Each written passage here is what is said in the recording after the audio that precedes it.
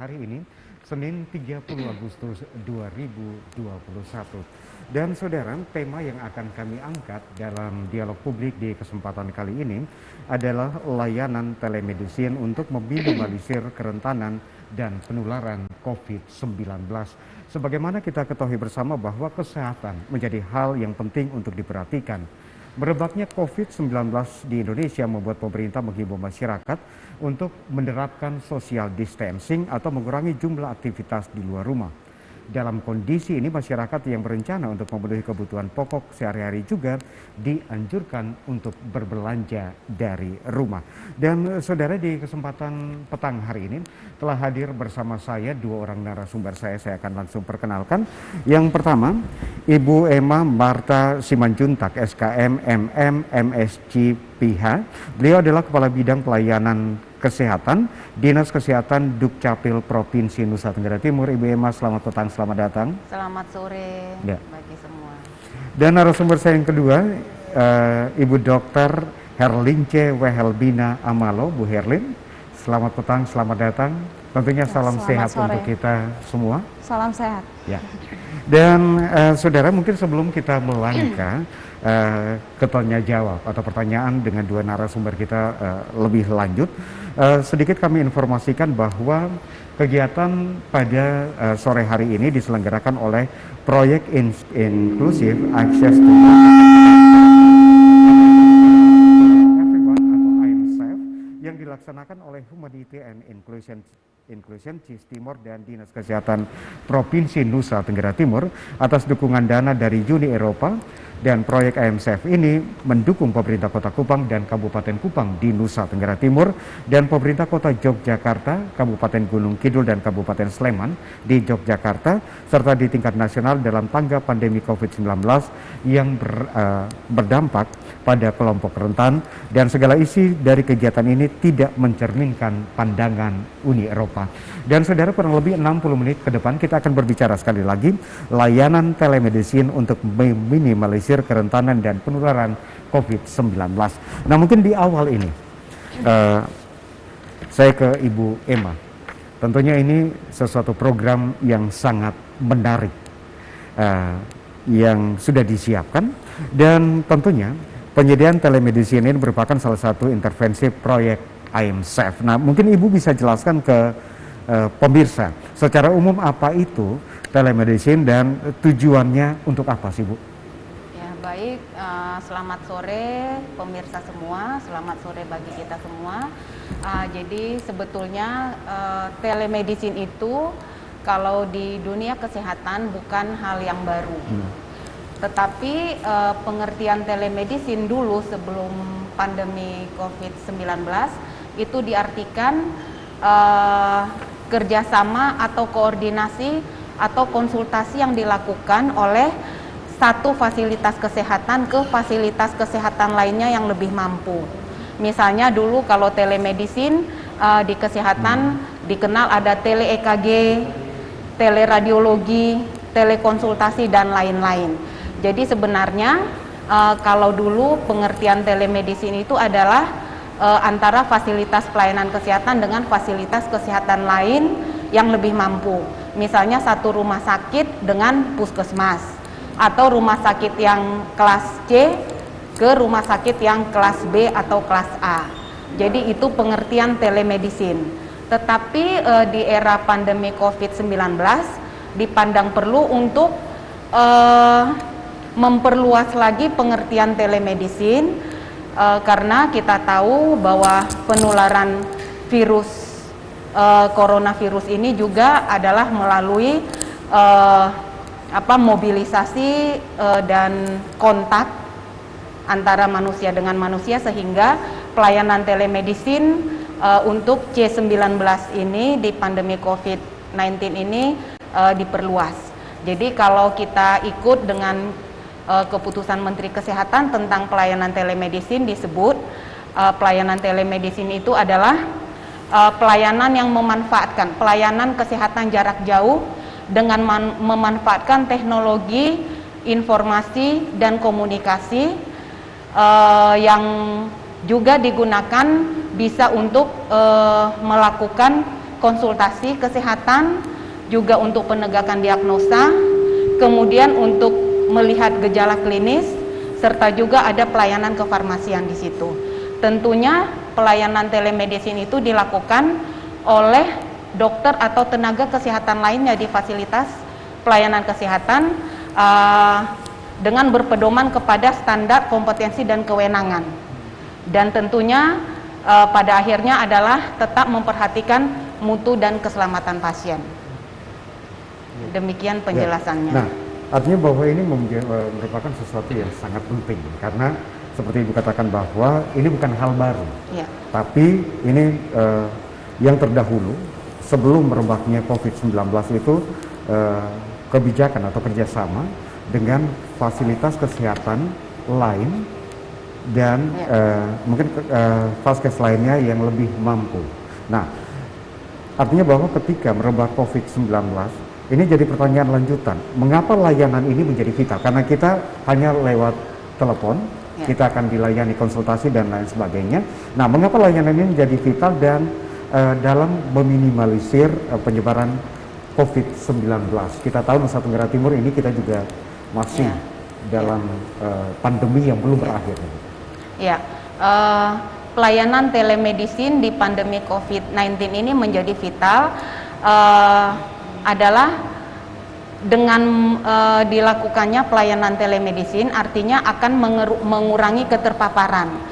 Bisa saja keterpaparan itu antara tenaga kesehatan, dokter dengan pasien atau pasien dengan dokter.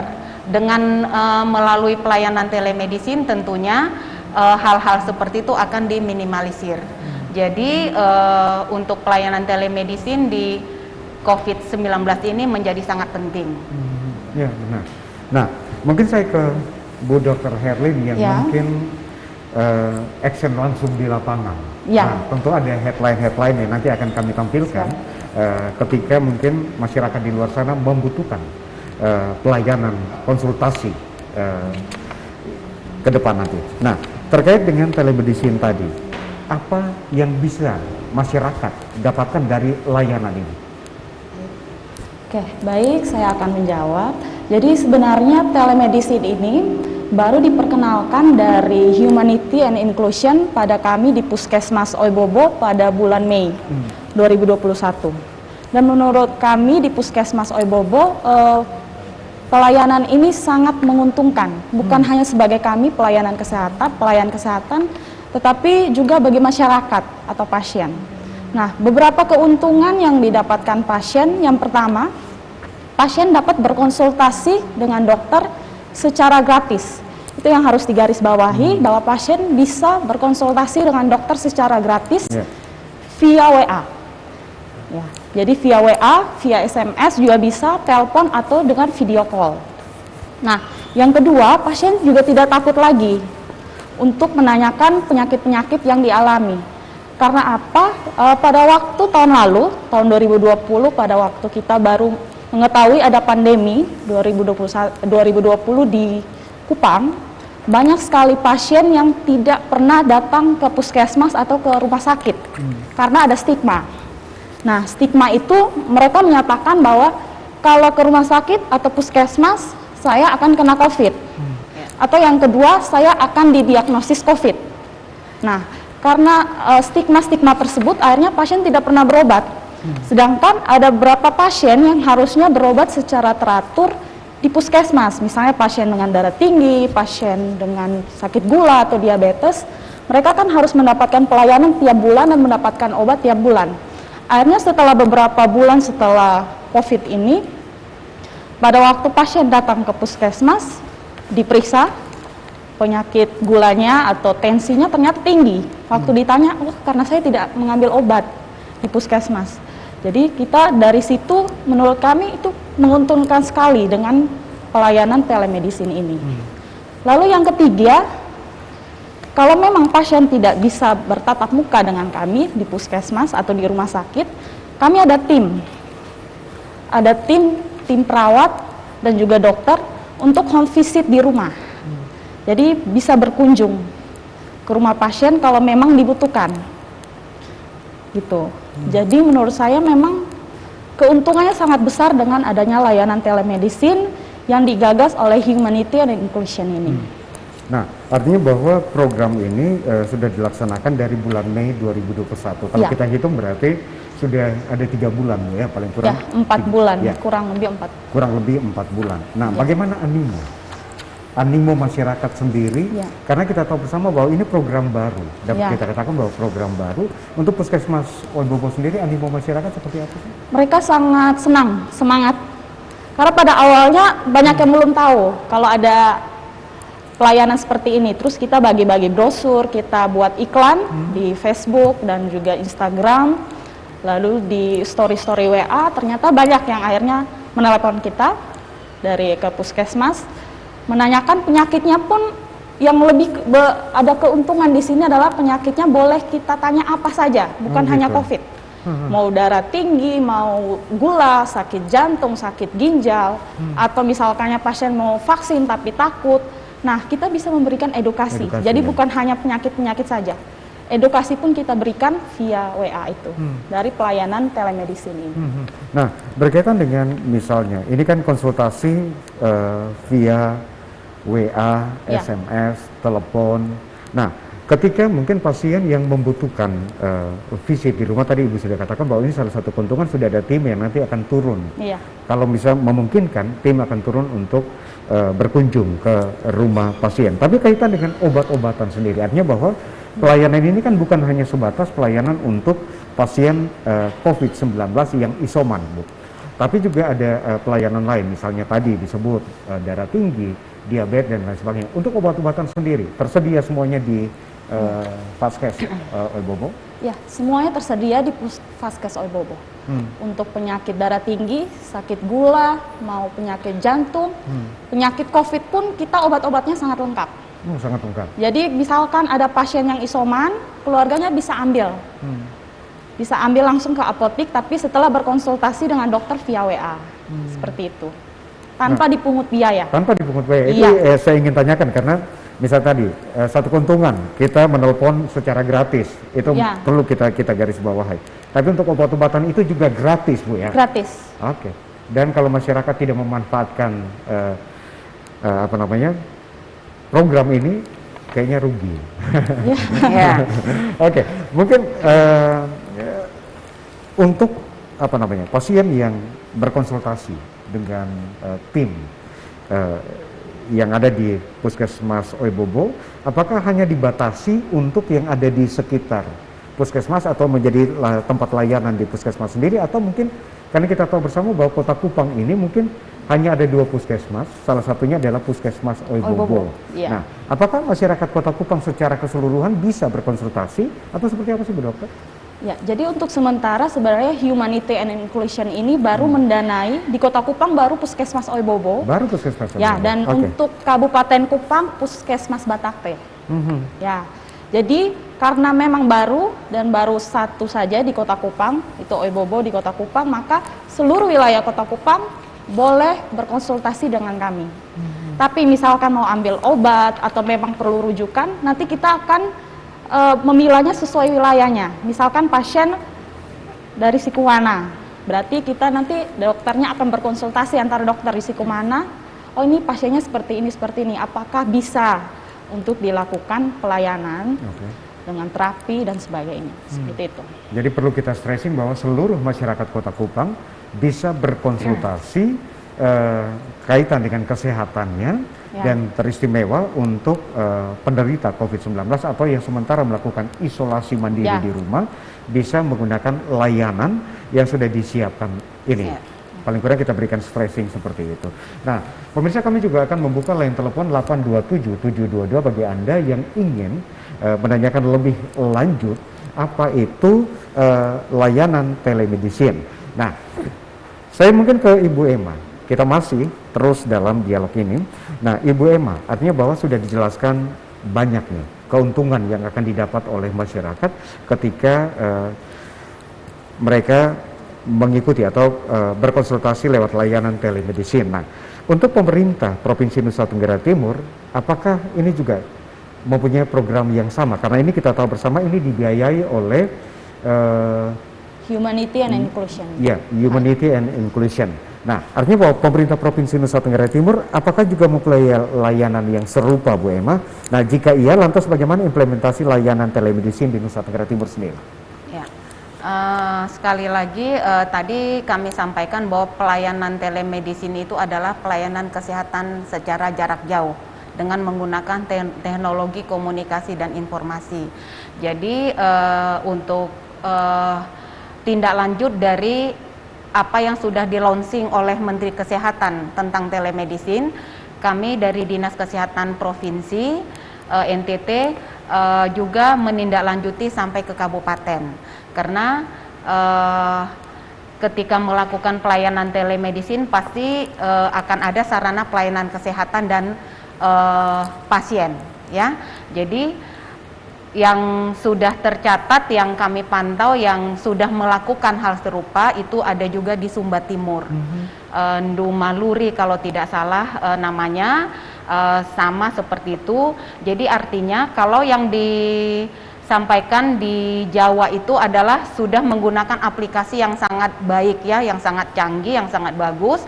Jadi mungkin di NTT dengan cara yang lebih sederhana, tetapi telemedicine saya tahu mungkin kita juga para pemirsa pernah melihat atau mendapat SMS atau WA, ada nomor-nomor kontak yang bisa dihubungi di seluruh puskesmas di Kota Kupang, 11 puskesmas. Itu pun kalau kita lihat itu pun sudah merupakan bagian dari pelaksanaan pelayanan telemedicine. Nah, yang di Sumba Timur tadi saya sampaikan itu juga sudah sangat bagus sampai dengan pengantaran obat dan lain-lain. Demikian penjelasan. Ya. Jadi dari kita katakan dari 22 kabupaten kota, ini kalau tadi Ibu katakan bahwa baru Sumba Timur dan Kota Kupang. Kalau Kota Kupang ini sudah menyebar sampai dengan 11 puskesmas yang ada di Kota Kupang. Ya, ini secara sudah sederhana, ya, artinya. Nah, secara yang, sederhana itu seperti apa sih, Bu? Maksudnya begini, kalau kita yang kita lihat di tingkat pusat atau di Pulau Jawa itu kan sudah dengan aplikasi yang sangat baik, ya, dengan tersistem yang sangat baik, sampai dengan pelayanan laboratorium dan pelayanan kefarmasian itu semua dilayani. Nah, yang tadi saya bilang secara bentuk telemedicine yang lebih sederhana, tadi kan kita sudah terangkan bahwa pelayanan telemedicine itu adalah pelayanan kesehatan jarak jauh. Jadi bisa menggunakan HP atau alat apapun, teknologi komunikasi informasi. Jadi artinya kalau ada fasilitas pelayanan kesehatan yang sudah membuka hotline atau nomor telepon yang bisa dikontak, itu sebetulnya sudah bentuk dari pelayanan telemedicine, walaupun dalam bentuk yang sangat sederhana. Karena tentunya dengan kalau pelayanan telemedicine yang sangat baik, tentunya kan memerlukan lagi software dengan hardware yang kompleks, seperti itu. Jadi saya pikir di semua kabupaten juga kalau kita tahu ada beberapa fasilitas pelayanan kesehatan, rumah sakit maupun puskesmas, mereka memberikan nomor telepon atau WA yang bisa dikontak 24 jam dalam sehari. Jadi itu pun sudah menjadi bagian dari pelayanan telemedicine dalam bentuk yang lebih sederhana. Nah, artinya bahwa ini menjadi menarik, Bu Emma. Artinya bahwa misalnya saat ini kan layanan telemedicine untuk yang Kota Kupang khusus untuk Puskesmas Oibobo ini diprakarsai oleh Humanity and Inclusion. Nah, artinya bahwa misalnya kita tampilkan nomor headline di layar televisi. Siapkah Ibu Dr. Herlin dan tim ketika misalnya ini kan layanan hanya sebatas wilayah Kota Kupang. Kita harapkan bahwa ada 11 puskesmas, mungkin karena ini layanan pertama di Kota Kupang, misalnya yang ada di 11 puskesmas ini dilayani. Bagaimana dengan di luar Kota Kupang misalnya, membutuhkan konsultasi atau mungkin kaitan dengan pengambilan obat dan lain sebagainya, ini seperti apa nanti ke depan? Misalkan di Kabupaten Kupang atau kabupaten yang lain, ya. Berarti kita harus berkoordinasi dengan antar kabupaten gitu. Oh ya. Nah, tapi memang untuk sementara sih selama ini pasien-pasiennya masih Kota Kupang di lapangan. Oke. Ya. Itu masih sebatas Kota Kupang. Nah, terkait dengan layanan telemedicine di proyek AMCF ini, Bu Dr. Herlin. Nah, ini bagaimana cara orang mengakses atau masyarakat mengakses telemedicine dan di mana layanan ini dapat diakses? Ya, baik, untuk pertanyaannya, jadi layanan ini bisa diakses via WhatsApp. Ada nomornya, mungkin nanti akan ditampilkan. Jadi nomornya itu ada 2 nomor untuk di Puskesmas Oebobo. Saya Dr. Herlin dan juga Dr. Sarces sebagai Kepala Puskesmas Oebobo.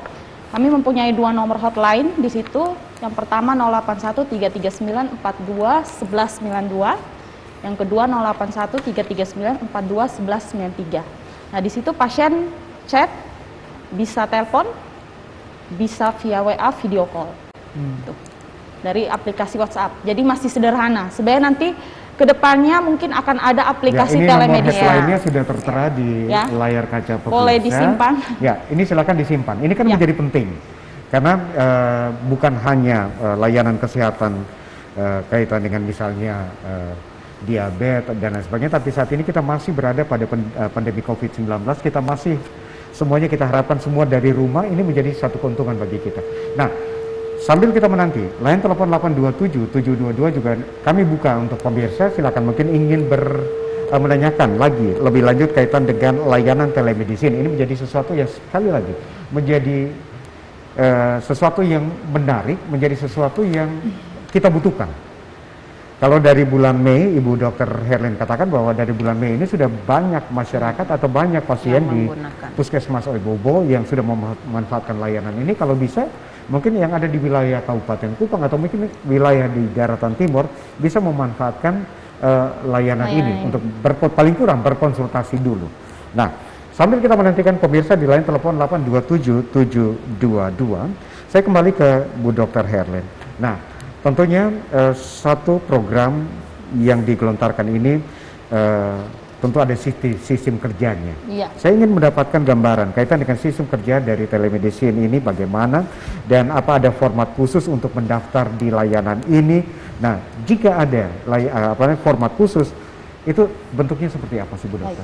Jadi ada format khususnya pada waktu pasien WhatsApp ke kita atau SMS itu harus mereka jelaskan yang pertama telemedicine, lalu pagar, nama, pagar, usia, pagar, jenis kelamin, pagar, alamat, pagar, nomor KTP.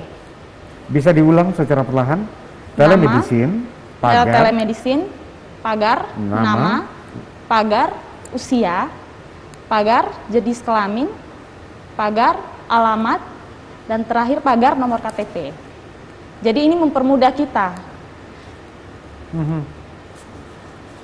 Jadi misalkan untuk tahu wilayah pasien di mana, usianya kira-kira berapa, kan itu sangat penting untuk kita memberikan terapi nantinya. Ya. Jadi sekali lagi ada format untuk layanan telemedicine ini, ada format yang harus diketik sebelum memulai pelayanan dengan kami. Jadi telemedicine, pagar, nama, setelah itu usia, pagar, jenis kelamin, pagar, alamat, pagar, nomor KTP. Kenapa dengan nomor KTP? Ya, itu penting sekali karena misalkan ada pasien yang COVID, ternyata belum terdata di setiap puskesmas atau sampai di dinas belum terdata, maka kami bantu untuk mendatanya. Jadi kami bisa melaporkan kepada dinas atau puskesmas. Nanti dari puskesmas kita ada surveillance-nya. Surveillance akan membantu melaporkan ke dinas kesehatan. Itu data penting yang harus ada. Makanya ada tertera di situ nomor KTP juga. Gitu. Ya, ini menjadi penting sekali. Iya. Nah, Bu Emma, artinya bahwa kita sudah mendapatkan lagi penjelasan tambahan. Ini layanan telemedicine yang saat ini sementara dilaksanakan di Puskesmas Oebobo. Ini ada formatnya. Nah, saya ke Ibu Emma, ini kaitan dengan ketika warga berkonsultasi, kemudian langkah selanjutnya seperti apa? Karena tadi Ibu katakan bahwa untuk yang Nusa Tenggara Timur sendiri baru Sumba Timur. Ini layanannya sederhana tapi sudah cukup baik. Sementara untuk Kota Kupang sudah ada 11 puskesmas yang sudah menjalankan layanan ini. Nah, ketika warga, kalau tadi dari sisi Puskesmas Oebobo layanan telemedicine yang diprakarsai oleh proyek inklusif proyek ini ada format bakunya. Nah, untuk tadi yang sederhana Ibu katakan, karena ini bukan hal baru, warga berkonsultasi. Jika ketika warga berkonsultasi, kemudian langkah selanjutnya seperti apa, dan ketika pasien memerlukan tindak lanjut atau rujukan, sistemnya akan seperti apa, Bu? Ya, di pelayanan telemedicine ini yang diatur di Peraturan Menteri Kesehatan itu termasuk pemeriksaan penunjang dan pemeriksaan dan pelayanan kefarmasian. Jadi misalnya dari hasil konsultasi yang tadi saya sebut, konsultasi bisa melalui HP, apakah video call atau telepon biasa. Kemudian ternyata dari hasil diskusi atau tanya jawab antara pasien dengan dokter ditemukan atau dokternya mengambil kesimpulan harus memerlukan pemeriksaan laboratorium. Di Permenkes juga itu diatur. Jadi nanti puskesmas atau sarana pelayanan kesehatan yang melakukan telemedicine akan melakukan kontak dengan laboratorium, memberikan nama yang bersangkutan agar yang bersangkutan bisa datang diperiksa. Seperti itu. Demikian juga untuk pelayanan kefarmasian. Seperti tadi sudah dijelaskan pelaksanaannya dari Puskesmas Oebobo. Ya. Ya. Tapi pelayanan yang dilakukan, kita sebut bahwa kalau yang dari Puskesmas Oebobo ini kan ini proyek. Ya. Artinya bahwa mungkin 1 atau 2 tahun akan berakhir. Ya. Tapi untuk pemerintah provinsi sendiri, artinya bahwa kita masyarakat Nusa Tenggara Timur mengharapkan layanan seperti ini menjadi sesuatu yang sangat baik, yang sangat bisa membantu masyarakat untuk mendapatkan layanan kesehatan. Tapi maksudnya ini gratis, Bu, ya? Iya. Ya, pelayanan telemedicine ini sepanjang yang diatur oleh pemerintah provinsi itu gratis. Dan seperti tadi saya sampaikan, yang tadi saya contohkan di Kota Kupang dengan Sumba Timur, itu contoh, tetapi saya yakin di kabupaten lain juga mereka menyediakan nomor HP yang bisa dikontak. Artinya begitu sebuah sarana pelayanan kesehatan memberikan nomor kontak atau nomor hotline yang bisa dikontak, itu sudah salah satu bagian dari pelayanan telemedicine. Ya, jadi artinya soal bahwa, sempurna atau tidak itu lain lagi ya, karena kalau yang kita lihat yang di Pulau Jawa itu memang tersistem dengan baik dan ada aplikasi khusus. Kalau di kita di NTT mungkin belum. Nah, itu nanti yang mungkin akan dikembangkan oleh Puskesmas Oebobo dengan Batakte, dengan bantuan dengan program I'm Safe. Ya, jadi memang akan ada upaya dari pemerintah provinsi untuk memberikan layanan terbaik, tapi kita mungkin terkendala seperti Ibu katakan bahwa software dan lain sebagainya, hardware itu membutuhkan biaya yang cukup besar, karena saat ini kita juga masih prioritas untuk penanganan COVID-19 sehingga terjadi refocusing seperti itu, Bu, ya. Dan dari awal pandemi COVID ini juga hal ini sebetulnya sudah dilakukan, misalnya untuk untuk melakukan kontak tracing itu kan melalui HP juga, seperti itu. Jadi artinya kita yakin bahwa semua kabupaten atau puskesmas atau sarana pelayanan kesehatan lainnya di NTT sudah melakukan walaupun dalam bentuk yang sangat sederhana. Karena sebetulnya kalau secara aplikasi dengan sistem yang sangat baik, kita juga kan dibatasi dengan tidak di semua tempat ada WiFi. Ya. Karena kalau kita sudah dengan aplikasi pasti harus dengan HP Android barangkali dengan spesifikasi tertentu dan lain-lain. Nah, yang kita lakukan dan dilakukan oleh kabupaten di seluruh provinsi NTT adalah yang tadi itu inti dari pelayanan telemedicine, pelayanan kesehatan jarak jauh. Melalui teknologi komunikasi informasi yang pas untuk masyarakat NTT. Oke. Nah, saya ingin tanyakan ke Bu Dr. Herlin kaitan dengan layanan ini, apakah 24 jam atau hanya pada jam kerja saja? Tapi saudara, kami akan kembali setelah pariwara berikut ini. Tetap bersama kami dalam Dialog Publik TVRI, layanan telemedicine untuk meminimalisir kerentanan dan penularan COVID-19.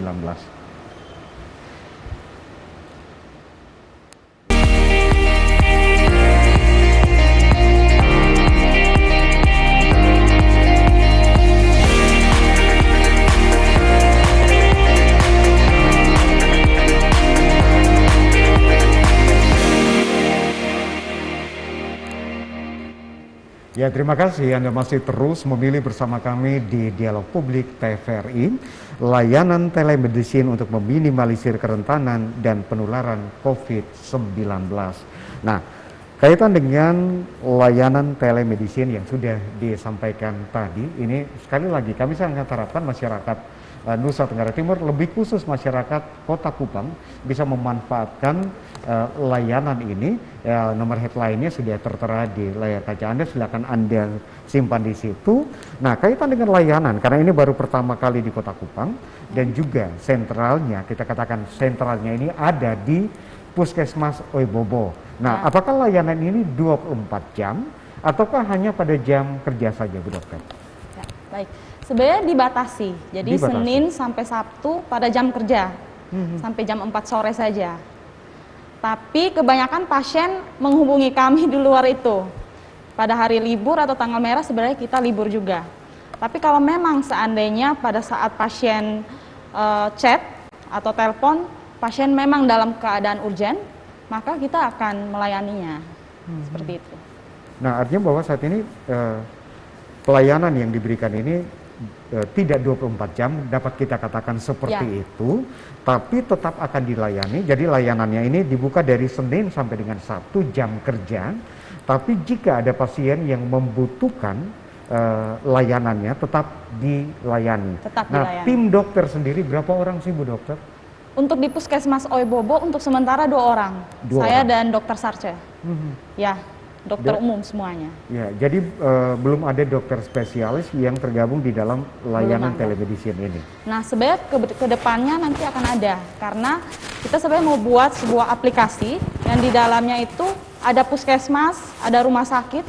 Di situ kita bekerja sama dengan dokter-dokter spesialis. Jadi misalkan ada pasien yang memang menurut kita, oh ini bukan ranahnya kita nih, harus dirujuk ke dokter spesialis, misalkan spesialis obgyn atau spesialis penyakit dalam, maka kita akan berkoordinasi tapi lewat aplikasi. Di situ ada sistem rujukannya. Tapi untuk sementara, karena yang baru dimulai ini adalah Puskesmas Oebobo dan Batakte, untuk sementara belum ada. Nah, untuk layanan sendiri, Bu Dokter, artinya bahwa saat ini kan pemerintah menghimbau untuk pasien COVID-19 atau mungkin yang mengalami gejala ke arah COVID-19, kalau belum terlalu parah sebaiknya isolasi mandiri di rumah. Nah, kalau sudah parah silakan nanti dibawa ke fasilitas kesehatan, baik rumah sakit, puskesmas, dan lain sebagainya. Nah, bisa berbagi pengalaman dengan kami ketika dari bulan Mei sampai dengan Agustus ini layanan telemedicine khusus untuk pasien COVID-19 itu kayak apa sih, Bu Dokter? Ya, sebenarnya sebelum ada telemedicine ini dari tahun lalu pun semua puskesmas, kalau yang saya tahu di seluruh NTT sudah ada nomor layanannya, dan itu sudah diiklankan di mana-mana. Dan memang sudah terdata. Jadi misalkan ada pasien swab antigen di rumah sakit, dia positif, tapi perlu hanya isolasi mandiri saja. Maka dari rumah sakit, dari manajemennya akan menghubungi kami sesuai dengan nomor KTP-nya, dia masuk ke wilayah mana. Misalkan kalau wilayah Oebobo, maka akan dihubungi surveillance kami di Puskesmas Oebobo. Lalu setelah itu kita ada grup untuk pemantauan tiap wilayah. Kalau Puskesmas Oebobo itu ada 3 kelurahan, Oebobo, OITT, dan Fatululi. Itu beda-beda tim. Jadi kalau misalkan pasien masuk ke kelurahan Fatululi atau ke Oebobo, maka kita akan mengecek pasiennya, bisa lewat WA. Kalau memang perlu untuk home visit, maka kita akan melakukan home visit. Langsung ke rumah pasien untuk melihat keadaannya. Tapi memang kendala selama ini sebenarnya pasien masih takut untuk dilakukan home visit. Karena takutnya pada waktu kita ke rumah-rumah kan pakai pakaian APD lengkap. Takutnya biasanya takut ada stigma dari tetangga sekitar. Akhirnya kita hanya via WA saja. Tapi kalau menurut kami berat, kita langsung ke rumah dan menghubungi, kan di Kupang kan ada Brigade Kupang Sehat. Jadi bisa langsung untuk dirujuk ke rumah sakit. Jadi tetap melayani, dan sekali lagi saya ingin sampaikan kepada masyarakat bahwa telemedicine yang sudah saat ini diprakarsai oleh proyek Humanity and Inclusion ini merupakan sesuatu yang sangat penting, yang sangat membantu kita masyarakat Kota Kupang. Saat ini kita diharapkan tetap berada di rumah, tapi ini pelayanan kesehatan tetap kita dapatkan. Ini sesuatu yang harus dimanfaatkan. Sekali lagi nomor headline ini sudah ada di layar kaca pemirsa, dan mungkin 1 atau 2 hari ke depan mungkin Bu Dokter dan tim di sana pasti akan kewalahan. Nah, saya kayak Ibu Emma. Ibu Emma, artinya bahwa ini kita sudah bercerita kaitan dengan proyek yang sudah diprakarsai oleh Humanity and Inclusion. Ini layanan Bu Dokter dan teman-teman di Puskesmas Oebobo ini sangat all out. Totalitas itu menjadi penting yang sudah mereka tunjukkan. Nah, kaitan dengan layanan yang sudah disiapkan oleh pemerintah provinsi, di awal tadi Ibu katakan bahwa saat ini sudah ada, karena ini bukan hal baru. Nah, kaitan dengan pasien, kalau tadi Puskesmas Oebobo tetap melayani, walaupun pasien isolasi mandiri atau pasien COVID-19 tetap akan dilayani. Untuk pemerintah provinsi sendiri, apakah layanan yang sudah disampaikan ini juga bisa dimanfaatkan oleh mereka atau oleh masyarakat yang saat ini melakukan isolasi mandiri di rumah, Bu? Ya, jadi justru pelayanan telemedicine yang kita kenal sekarang ini lebih dikembangkan lagi dengan adanya pandemi COVID-19. Artinya pelayanan telemedicine yang saat ini akan sangat bermanfaat bagi pasien-pasien yang isoman. Artinya mereka melakukan, mereka positif, baik dengan gejala ataupun gejala, baik tanpa gejala maupun gejala ringan, tetapi mereka tetap dapat melakukan konsultasi kesehatan. Karena disebut juga telemedicine di era COVID-19 ini adalah juga salah satunya, selain tadi konsultasi kesehatan dan mendapatkan pengobatan yang tepat, kemudian ada tujuan lainnya adalah mencegah perburukan. Jangan sampai pasien isoman merasa dia tidak apa-apa, tetapi ternyata sudah menjurus ke sedang dan berat. Ya, jadi artinya pelayanan telemedicine yang saat ini justru harus dimanfaatkan dengan sebesar-besarnya oleh pasien-pasien yang sedang melakukan isolasi mandiri. Karena tadi saya sudah sampaikan bahwa telemedicine ini salah satu tujuannya adalah untuk mencegah keterpaparan, resiko keterpaparan antara dokter atau tenaga kesehatan dengan masyarakat atau pasien ataupun sebaliknya. Jadi para pemirsa yang sedang melakukan isoman, mari digunakan kesempatan ini. Tadi kita sudah sampaikan di 11 puskesmas di Kota Kupang secara pelaksanaan yang tadi secara sederhana itu sudah ada nomor-nomor HP, nomor-nomor WA yang bisa dikontak untuk melakukan konsultasi kesehatannya, seperti itu. Jadi nanti kalau sudah nakesnya menanyakan konsultasi, tadi dokter juga udah menerangkan, mungkin perlu melakukan pemeriksaan lanjutan, apakah pemeriksaan laboratorium atau mungkin perlu harus tidak boleh lagi isoman, tetapi harus ke rumah sakit, mencegah perburukan yang lebih jauh. Jadi itu semua dikemas di dalam pelayanan telemedicine. Jadi pasien-pasien isoman justru itu tujuannya saat ini. Baik. Nah, Bu Dr. Herlin, artinya bahwa saat ini kan layanan kesehatan itu menjadi sangat penting untuk seluruh masyarakat Indonesia, lebih khusus masyarakat Nusa Tenggara Timur. Nah, kaitan dengan masih merebaknya virus COVID-19 di provinsi yang kita cintai ini, Kota Kupang, kita semua dibatasi. Nah, ada juga masyarakat yang percaya dengan fasilitas kesehatan, rumah sakit dan lain sebagainya. Ada juga, walaupun tadi dikatakan Ibu Emma, supaya tidak terjadi perburukan, sebaiknya kalau misalnya sudah ada gejala untuk dibawa untuk penanganan lebih lanjut, sebaiknya ini. Tapi banyak masyarakat yang juga belum percaya, karena ada juga anggapan atau stigma di luar sana bahwa kita sedang di COVID-COVID-kan. Nah, kaitan dengan pengalaman telemedicine, adakah masyarakat yang mengeluhkan seperti itu? Saya tidak mau ke rumah sakit atau saya tidak mau ke puskesmas, karena pasti ke sana saya akan jadi pasien positif COVID. Adakah seperti itu, Bu? Banyak sekali. Banyak sekali. Masih banyak sekali di Kota Kupang. Ah. Jadi masih banyak yang takut untuk berobat di puskesmas atau ke rumah sakit. Karena itu tadi, beranggapan kalau seandainya ke rumah sakit, saya COVID, nanti bisa saja saya meninggal di sana atau tidak mendapatkan pelayanan yang baik. Nah, untuk itulah salah satu tugas dari puskesmas. Puskesmas melakukan penyuluhan-penyuluhan. Kami biasanya langsung turun di setiap wilayah untuk melakukan penyuluhan. Bisa tingkat kecamatan, kelurahan, atau langsung ke RT RW. Untuk melakukan penyuluhan bahwa COVID ini sangat bahaya. Tetapi secepat kita tahu, maka kita bisa berobat lebih cepat dan bisa cepat sembuh. Nah, banyak pasien yang sudah terlambat gitu. Tidak pernah berobat karena takut. Pas pasien sudah sesak baru ke rumah sakit. Kalau sebenarnya dari sebelumnya sebenarnya kita bisa mencegah untuk menjadi perburukan. Ya. Nah, Bu Dokter, artinya bahwa mungkin yang lebih langsung bersentuhan dengan pasien atau masyarakat itu kan teman-teman atau tim di puskesmas, di layanan kesehatan. Nah, kaitan dengan pasien yang sementara isolasi mandiri di rumah kita tidak ini. Tapi kaitan dengan pasien yang membutuhkan pelayanan lanjutan.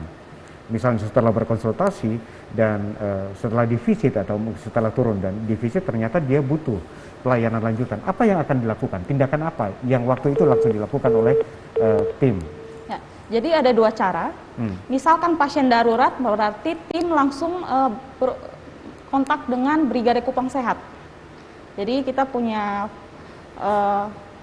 selain puskesmas, ada pelayanan Brigade Kupang Sehat. Kita bisa telepon, nanti dijemput dengan ambulans, lalu dirujuk ke rumah sakit. Tapi kalau tidak urgent, berarti kita bisa rujuk dengan BPJS atau dengan umum. Kalau BPJS berarti kita buat rujukan sesuai dengan wilayah puskesmasnya masing-masing. Jadi kalau BPJS-nya di puskesmas Oibobo, kita bantu buat rujukan. Nanti rujukan itu pasien bawa ke rumah sakit. Tapi kalau pasien umum, kita juga ada rujukan format umum, kita buat rujukannya lalu pasien bawa ke rumah sakit.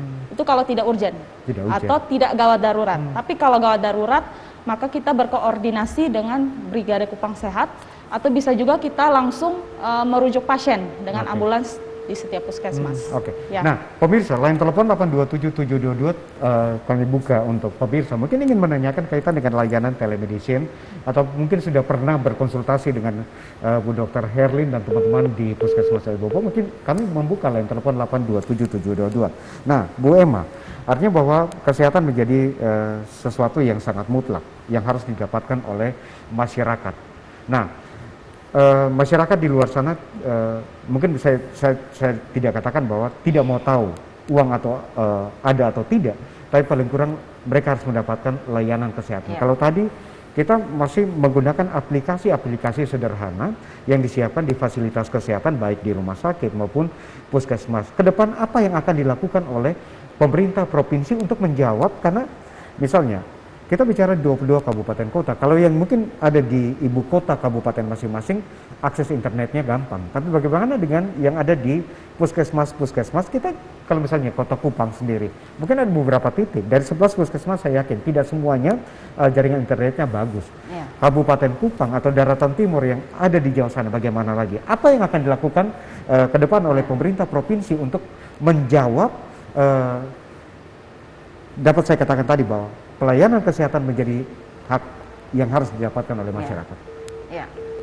Jadi kami kembali lagi seperti statement kami yang awal tadi, memang telemedicine yang sekarang ini adalah telemedicine di era COVID-19. Tetapi sebelumnya yang tadi saya sebut, telemedicine itu sudah dilakukan antara fasilitas kesehatan yang satu dengan fasilitas kesehatan yang lebih tinggi. Nah, juga kami sampaikan bahwa untuk semua kabupaten sering kita kalau lihat atau kita turun tugas ke kabupaten-kabupaten, kita lihat itu mereka sudah mencantumkan nomor telepon, nomor WA atau nomor HP yang bisa dikontak. Jadi itu sudah salah satu bentuk ya. Kemudian kalau untuk tadi disampaikan bagaimana dengan jaringan yang tidak stabil di NTT. Nah, tadi kami sampaikan kembali yang disebut telemedicine bukan hanya harus melalui wifi, tapi kembali lagi menggunakan teknologi komunikasi informasi yang tersedia. Jadi kalau misalnya menggunakan melalui HP saja itu sebetulnya sudah salah satu bentuk dari telemedicine yang sangat sederhana. Dan kami yakin di zaman sekarang ini semua puskesmas sudah membuat seperti itu. Kenapa kami yakin? Karena kalau kita lihat lagi ya, 2 tahun sebelum COVID ini, sebelum 2020, itu semua puskesmas juga sedang giat-giatnya siap untuk diakreditasi. Salah satu item penting diakreditasi adalah apa yang dilakukan oleh fasilitas pelayanan kesehatan untuk menjangkau seluruh masyarakatnya. Jadi paling tidak melalui akreditasi puskesmas diwajibkan untuk bisa menjangkau seluruh masyarakatnya walaupun tidak langsung person to person, tetapi melalui saluran komunikasi atau HP yang paling sederhana. Ya. Seperti Nah, itu.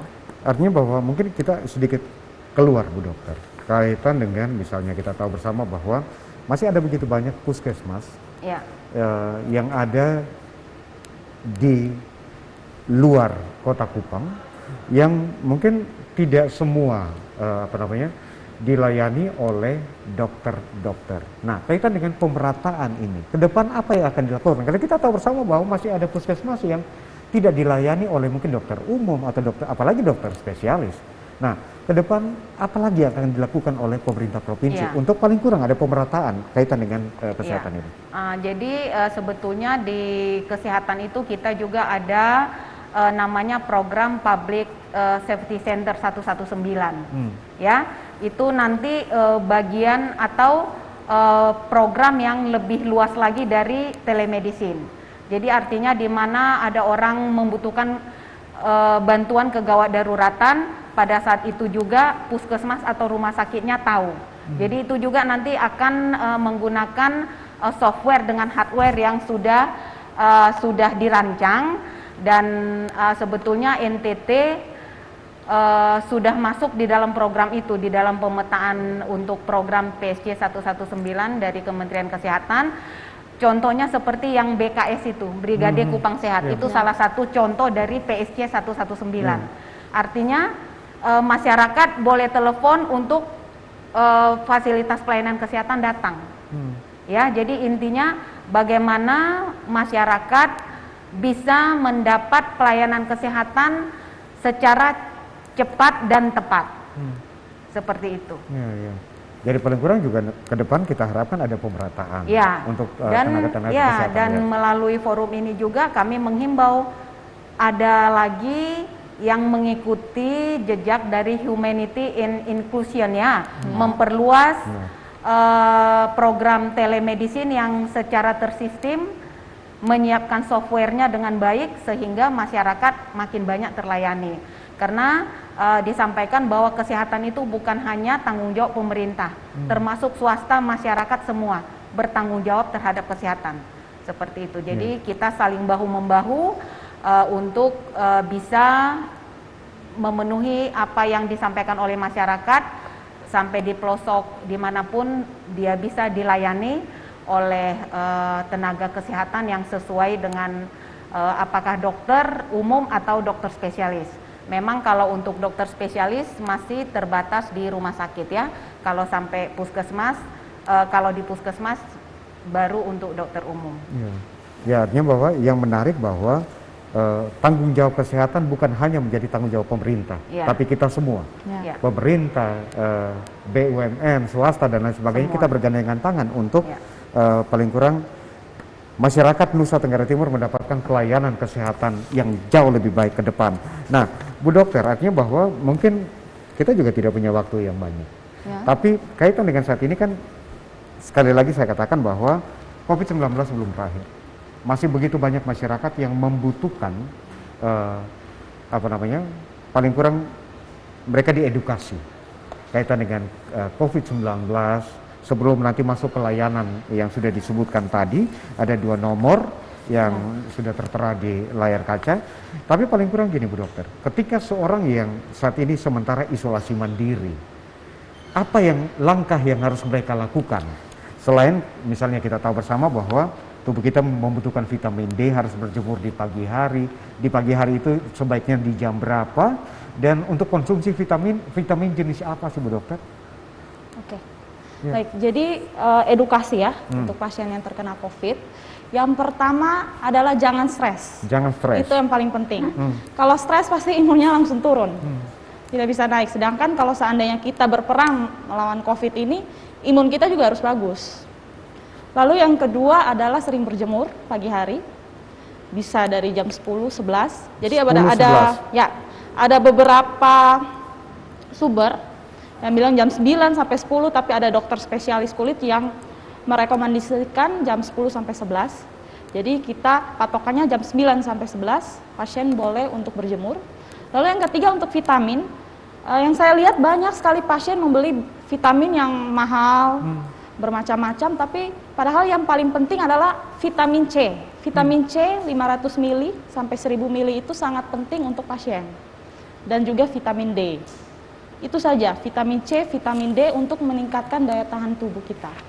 Selain nanti akan diberikan antivirus ataupun antibiotik dan juga obat-obat simptomatik seperti obat batuk, obat pilek, dan juga obat demam.